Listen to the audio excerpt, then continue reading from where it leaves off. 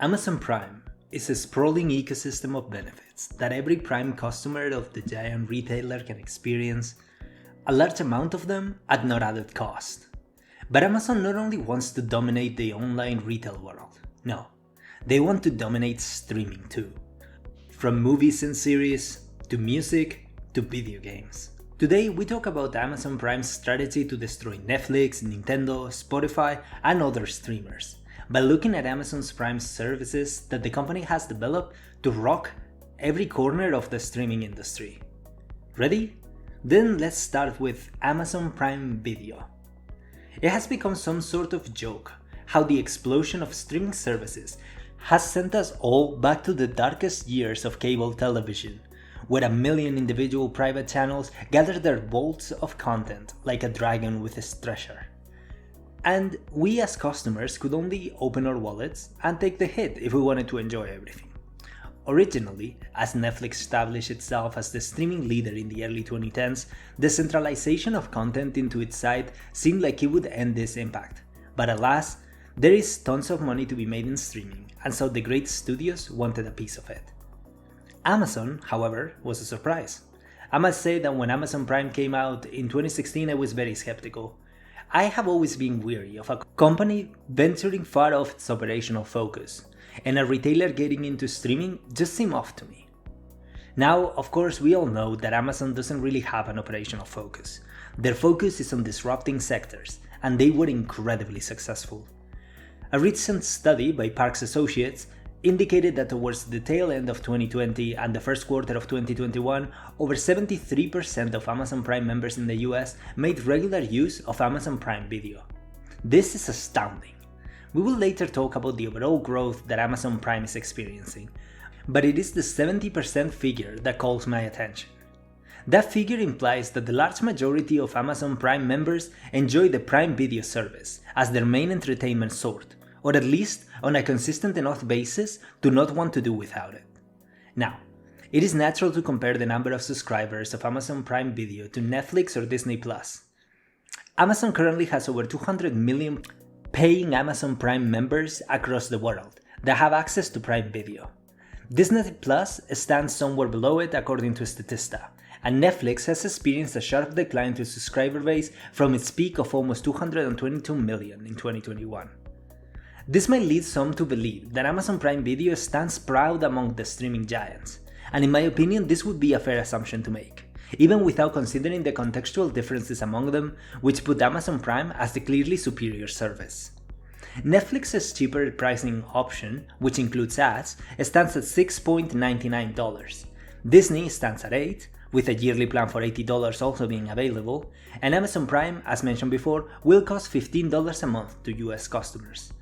And this is another example of why any single variable analysis will be wrong 99.9% of the time. Looking just at these numbers, Amazon seems to be the most expensive, something that should scare off a large part of its consumer base, who would see the cheaper alternatives and naturally flock to them. Also, and this is very much a subjective opinion, besides The Boys, there are really very few can't-miss shows on Amazon Prime. As of today, Amazon does not have its own version of a Marvel franchise, Stranger Things, or Game of Thrones. However, the reality is that none of this matters. The price comparison across the services is a farce, a mummer's trick that other streaming giants put up to make Amazon Prime look expensive and inefficient, when the truth is that it is anything but. We need to remember that those $15 that consumers pay each month include everything on the deal.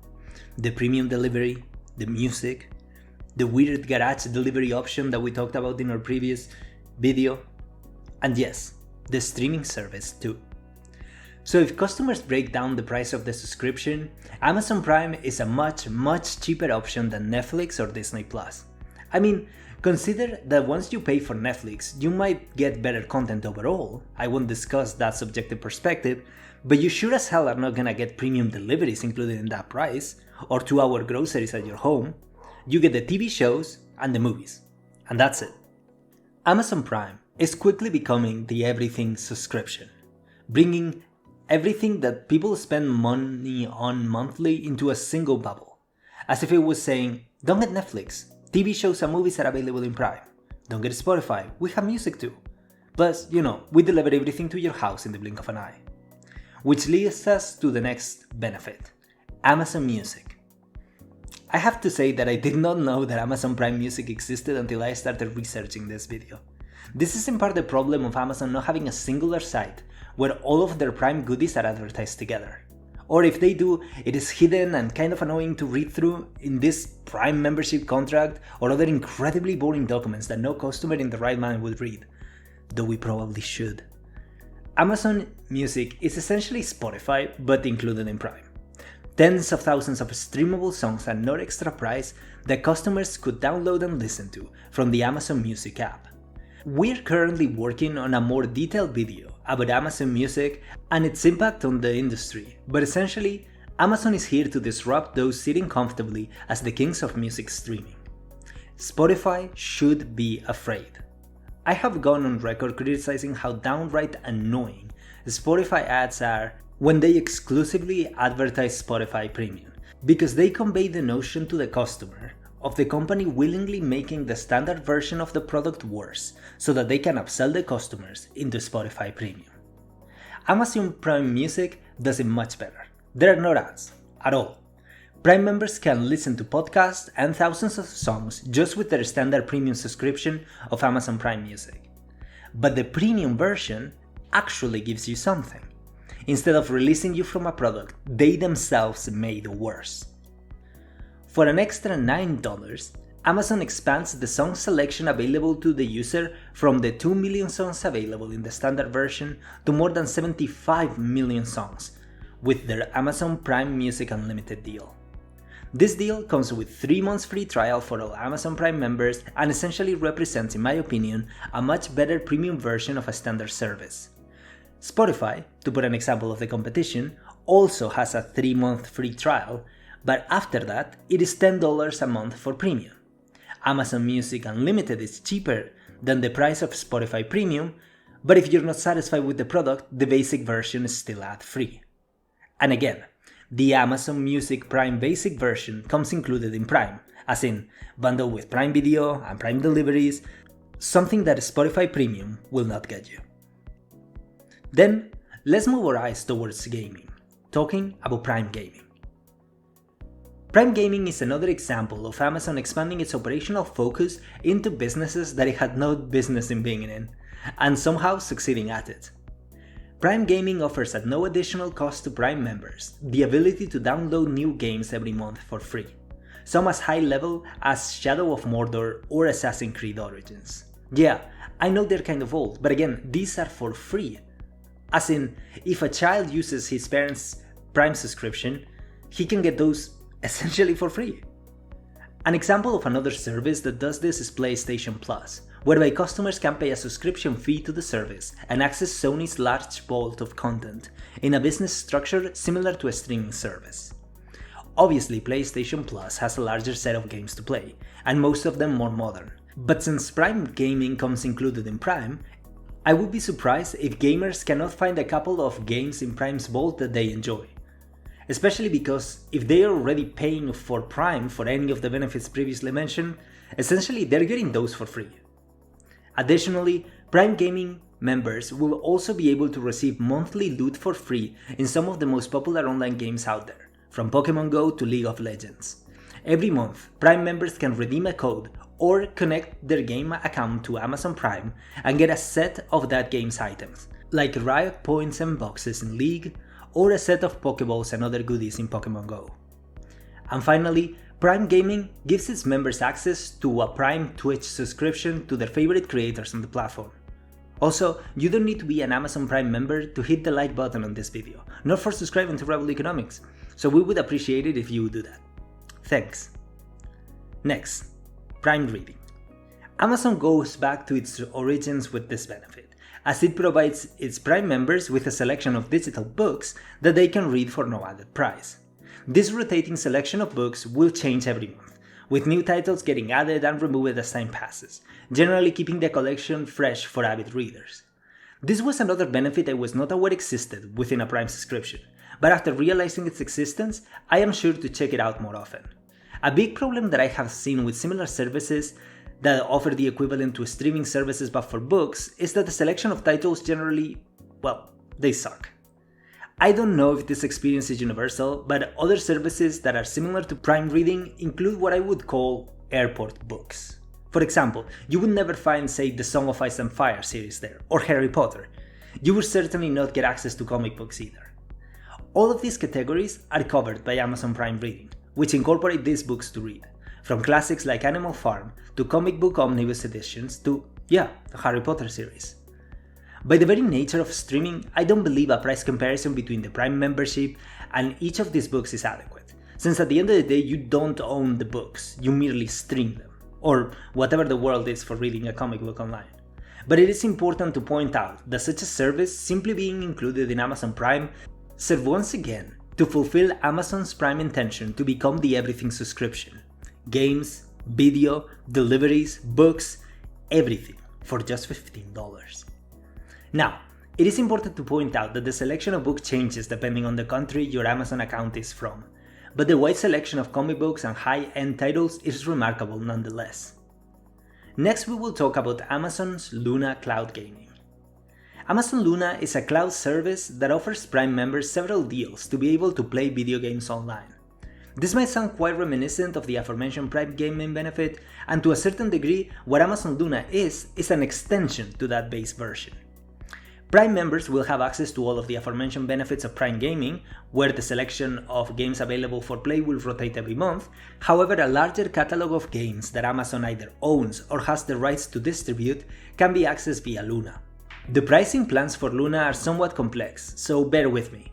The selection of games included in Amazon Prime Gaming is rotating, and at no added cost for Prime members. However, Luna also includes other pricing plans that vary depending on the type of games the customer wants to stream. There is Luna Plus, for $10 a month on top of the Prime subscription, that offers an array of games from action to adventure and some classics, generally understood to be the option that Amazon is pushing, since it appears in front and center in their site. And then there are other Luna plans, or channels as Amazon calls them.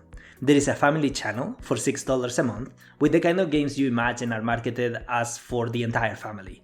The Retro channel for $5 a month, with some cool classics like Castlevania and Street Fighter 2. The Ubisoft Plus channel for $18 a month on top of the Amazon subscription, that is. It is, in my opinion, the most ambitious collection of games. As the name would imply, this is a partnership between Amazon and Ubisoft, and gamers will be able to play some AAA games like the Assassin's Creed series and the Far Cry series. There is also the Jackbox Games channel for an extra $5 a month, which I am not very sure what it is, but it seems like some very basic games. Amazon Luna was clearly a response from Amazon against the rise of Google Stadia and other gaming streaming services or gaming passes, whereby for a single payment a month, users will have an unlimited access to games. Some advantages of Amazon Luna is that for multiplayer games, not every player needs to have an Amazon Luna account, but rather just one, and the ease to stream via Twitch, since both services belong to the same Amazon family. And finally, we will talk about Amazon Kids Plus. If you have children, this one will interest you. Amazon has curated a service, including books and TV shows and movies, for children in 3 age ranges, from 3 to 5-year-olds, from 6 to 8, and from 9 to 12. These shows are advertised as secured environments, where children will only be able to read or stream shows adapted to their age range selected by their parents. For example, the first age range, from 3 to 5, includes only shows like Paw Patrol and some Mickey Mouse-led animated shows for children, whereas the oldest range, from 9 to 12, has shows like Avatar: The Last Airbender and books like Harry Potter. Amazon is also particularly proud that it offers parents a detailed dashboard with information about what their children are watching, for how long and so on. Whether this is useful, dystopian, or a bit of both, I leave that to you. It is important to mention that Amazon Kids Plus service is not included in the price of Prime, and parents will have to choose between a $5 a month deal or a $50 yearly payment. Non-Prime members will also be able to get this service, but both the monthly and yearly cost will be higher, at $8 and $80 respectively. Essentially, the difference in price between the yearly prices is 2 Prime subscriptions, at $15 each, so Amazon is clearly pointing parents in a specific direction. Listen, I don't have kids, so I don't know how valuable it is to have a curated service of books, games, and movies for children of a specific age ranges. But to me, this seems just like a reduced version of Amazon Prime Video for extra cost. Perhaps all children's focused shows included in Amazon Kids Plus are not in Prime Video, but there are a ton of children's shows in the streaming service, so I personally don't think this is worth it. But then again, I am not a parent, so what do I know? Maybe the data dashboard of their kids' viewing habits is worth so much for some parents. Additionally, a service for parents that want to move their kids away from the screens and provide them with some physical books is the Amazon Prime Book Box. This service is exclusive for Prime members, and it allows parents to receive monthly books delivered to their house, filtered by one of the 3 age ranges selected. This Prime benefit is an extension of the Amazon Kids Plus streaming service, but it will require parents to pay almost $20 every month to receive the curated list of books on top of a Prime subscription's monthly price. Again, maybe this is comfortable and worth it to some parents, but from my perspective, if I'm gonna have to pay for the books anyway, I would rather choose them myself. Generally, parents would know their children better than Amazon statistics. Hopefully, they will be able to better select the books that their children would enjoy. Take for example the final age range, from 9 to 12. Amazon statistics may say that children in that age enjoy The Chamber of Secrets, the second Harry Potter book, but you know that your daughter is terrified of snakes, so maybe the best side story is not the one with a giant basilisks on the cover. Again, I feel like this is a bit of a trade-off between comfortability and precision. I feel that curated services, by the very nature of the different likes and dislikes of people, run into the problem that every month you may receive some book or movie that your kid doesn't like, and that is just a pity, since you could literally ask it which books it wants, or decide yourselves with his or her input. So, I hope you enjoyed this video. I believe that Amazon is an absolute machine of creative destruction, and that all of their competitors should be afraid. We have a whole playlist with Amazon videos in which we talk about the many lights and darknesses of this company, from what you can live with at Amazon Prime or how Amazon has revolutionized online shopping. So maybe you want to check that out. Besides that, please consider liking and subscribing, and I will see you in the next video.